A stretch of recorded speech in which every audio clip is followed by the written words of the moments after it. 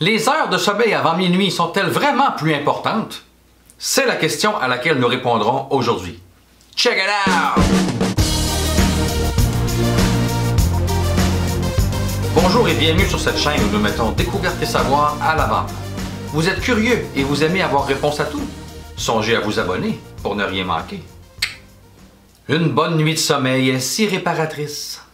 On la souhaite de qualité, de bonne durée et agrémentée de rêves agréables. Vous passerez environ le tiers de votre vie à dormir, alors aussi bien prendre un instant pour décrire ce qui se passe lorsqu'on s'endort. Un médiateur chimique important, appelé histamine, joue plusieurs rôles dans l'organisme, dont celui de nous garder en état d'éveil. Un ensemble de neurones libère des histamines dans notre cerveau et nous garde vigilants et bien éveillés.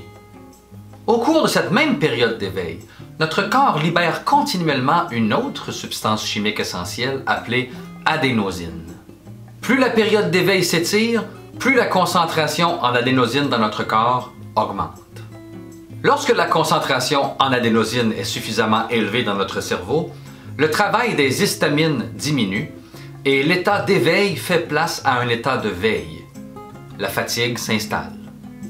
Au cours du sommeil, la concentration en adénosine diminue, la libération d'histamine reprend et une nouvelle période d'éveil survient. C'est ce qu'on appelle le rythme circadien.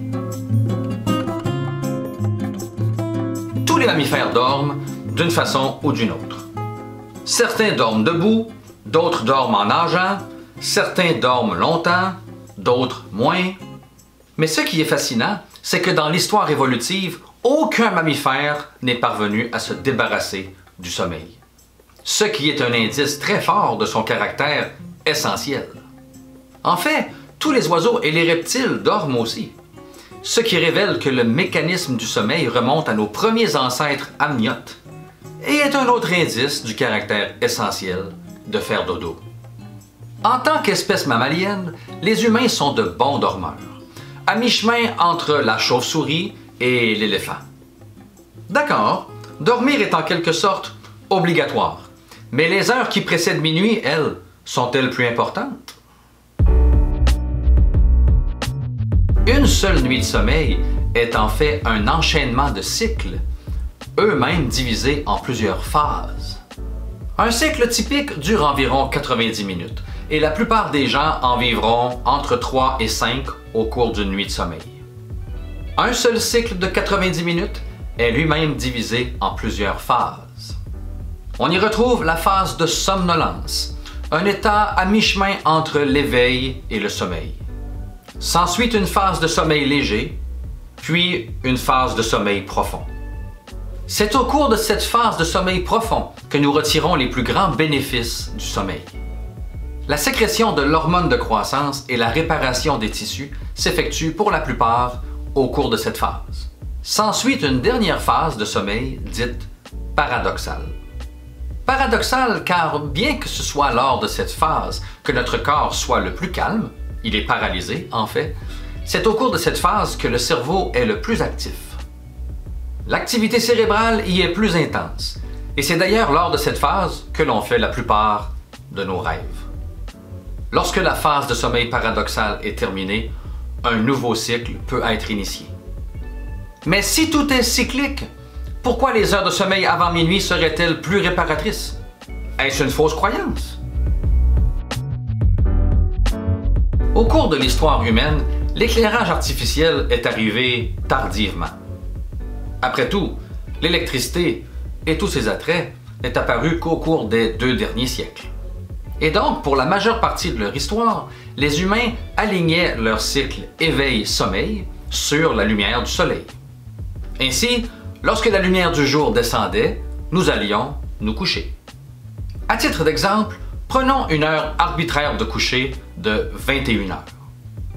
À partir de 21 heures, l'individu vivra donc 2 cycles de sommeil de 90 minutes et potentiellement 3 autres après minuit.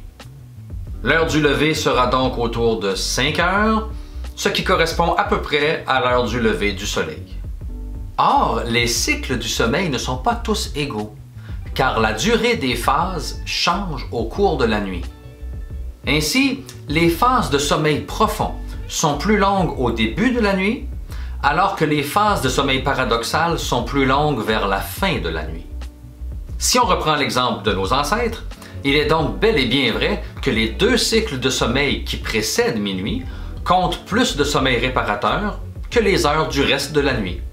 Et le dicton serait vérifié. Mais le corps humain n'a aucune idée de l'heure affichée sur l'horloge. Et si vous allez au lit à minuit, vos 2 premiers cycles de sommeil seront les plus réparateurs, soit les heures correspondant entre minuit et 3 heures. Dans ce cas, votre dicton serait que les heures qui précèdent 3 heures du matin sont les plus importantes, ce qui contredit l'affirmation populaire. En général, il serait donc plus approprié de dire que les heures les plus importantes de la nuit sont les 3 premières, qu'elles soient avant minuit ou non.